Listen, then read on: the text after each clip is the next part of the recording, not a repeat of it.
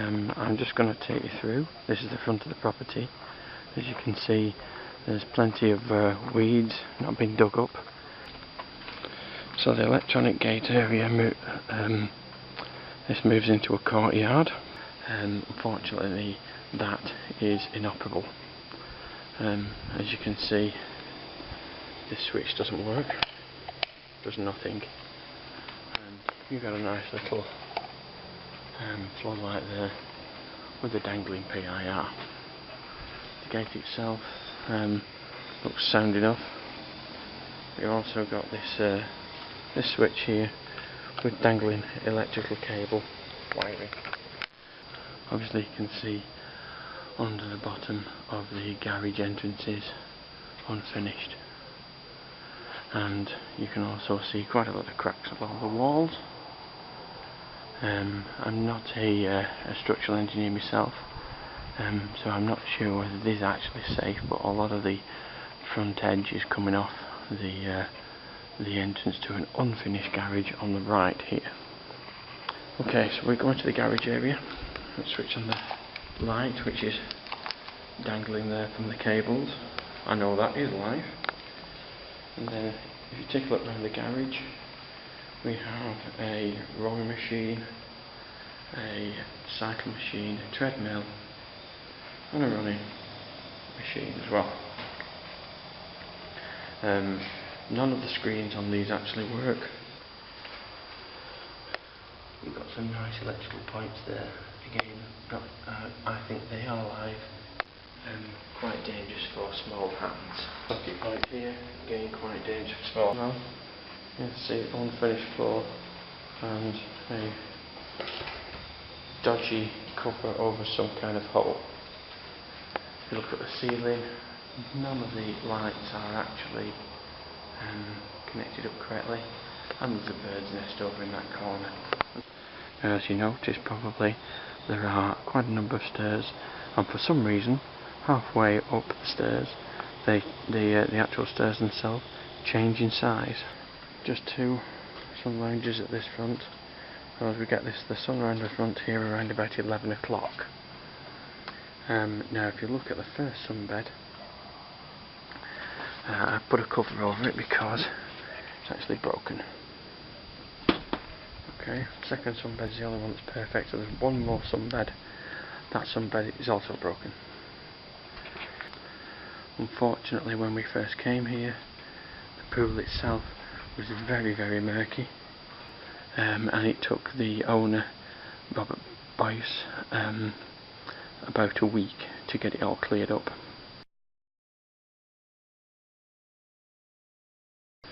However, when you go swimming in the pool and you come out, there's no drainage around here, so this fills up with water, hence the mats on the floor. If you walk to the edge of the pool, there's no cover around the pool here.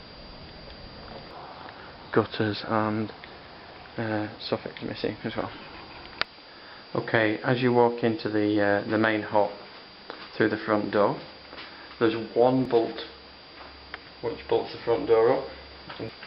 One of the issues we had while we were here is actually an electrical issue, and we found out, if we take a good look at this, it's all black there. So, and if you look at the cabling, we're actually wired out of a 40 amp breaker, some 2.5, and we spent a couple of nights worried whether the house was going to burn down. Again, worrying for our safety. Into the kitchen. This is quite full. The kitchen door itself is propped open, and it will be if anybody comes here. But you open the kitchen door, or try and take the props away and shut the kitchen door, and it won't. The kitchen door won't shut because all the hinges are dislodged. We have problems with the dishwasher.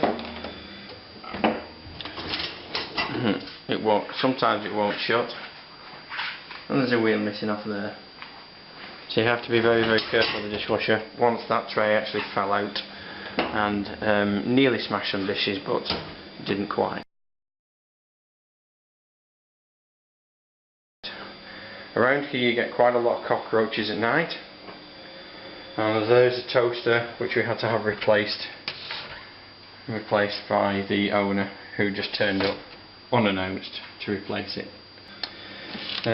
We've got a nice bit of detail here. Now if you look just above the sink, we've got a window, and there's a whole load of nastiness down there. Yep. Now we've got also here, we had quite a bit of water pressure issues. That's hot water on full, and that's cold on full. The hot water is provided by a gas heater, and if you notice, the gas heater vent isn't connected correctly, so you potentially have carbon monoxide issues there. The cooker itself does work. Now it's hard to explain the how bad a state this cooker was in. Then you go over to the freezer. The handle's broken on the freezer. Then you go over to the infamous fridge. Now the fridge, when we arrive, you open the door, and the bottom is covered in water. I don't know if it still is. Oh yes it is, yeah. Oh, covered in water. Lovely. If you look at the bottom of the fridge, in the corner there is a leg.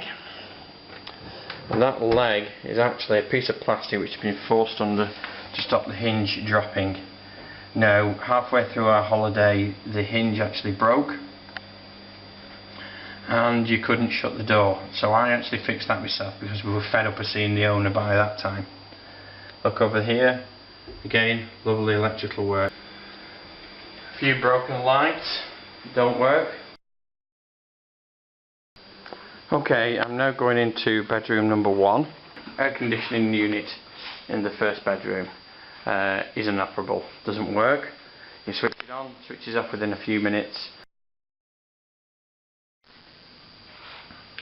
and then you move into an ensuite bathroom. Now the first thing that will hit you about the ensuite bathroom is a toilet that the door catches on as soon as you open it. Where you've got a swivel tap that moves between each one. The swivel tap is very, very loose, as you can see. And then you have bits of, this is decorative parts of the overflow which are falling off. Then you look at the actual shower itself. There's quite some horrible sealant minging bits in the corner there. You're missing quite a few tiles, and it's rife for cockroaches around here, although we haven't seen any. A lot of blackness there, a lot of dampness in that. And the shower itself, with the water pressure, basically you can have a very hot shower or a very cold shower. I was telling you about the kitchen before with the pressure, water pressure. We actually had the owner around again to actually sort out the water. We put a water pump on, however the water pump has been turned off for some reason again, but we just don't want to see the guy, so we're leaving that as is. First thing you see is the bath. Okay, now the bath itself, these bits are falling off the side bits of the actual bath, and this we found quite funny. You turn on the bath tap, and it actually delivers the water onto the seat, which then dribbles into the bath. Quite a strange design. And you can see we're also missing one shelf, and the bathroom is very poorly designed, and my wife will demonstrate. If you want to go from one part of the bathroom to the other, you have to struggle past the door like that. Water pressure quite poor again, same there. But actually this tap doesn't even work. Yeah, we've got loose lift plugs. The missing trim along the window edge as well. We turn round, we've got the infamous dripping toilet, as you can hear it. Keeps you awake at night, so you've got to have that door shut to the bedroom. And then if you take the towel away from there, You've got a bit of skirting board, which is a tile at the bottom there, just aesthetics. Another bit of aesthetics there, a nice little basket covering up that up. Yeah, see, nice little bit of pipe work. Not. And then you've got the bath itself. But what doesn't work is when you put in the plug, you can't get it out again. So yeah, you just have to have long nails. The main bedroom. Again, we have another bit of a skirting board issue here. There's quite a few of those around the property. I don't think I've pointed them all out.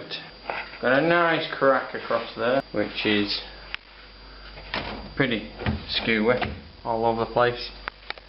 Not put together very well.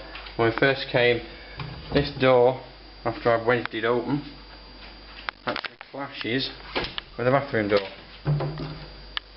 When it actually swings open by itself. But a headboard here, which again not attached to the bed.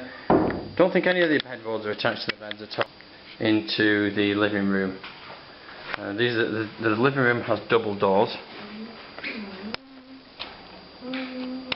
Broken in some parts. They do actually shut, however. But just trying to show you the low detail and the the actual damage on these doors.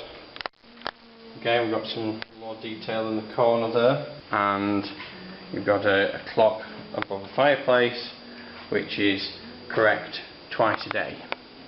We've got a computer in the corner, very slow computer, not a big problem, but the internet access, it took a week to get that sorted out. And some of the garden furniture, again one of those chairs out there you can see is broken.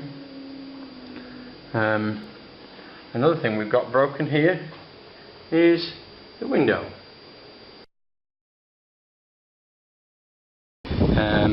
We were told when we first came to the property that there was no planned building works. However, right next door we have drilling, although we're not very loud. It's been here for at least 3 to 4 days.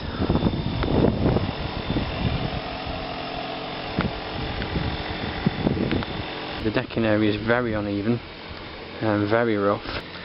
Lots of cracks in the flags around here, as you can see as well. And this is the grass area, which I'll lead on to in a minute. But let me just hop down and show you the jacuzzi. Okay, now the jacuzzi cover is actually broken. So the other side is very difficult to lift because it falls into the water and soaks up all the water, so you're lifting a load of water as well as the cover. So with one hand I couldn't do it, but as you can see, all the controls are broken. None of the actual controls actually work when you operate the jacuzzi. There's a piece broken there as well.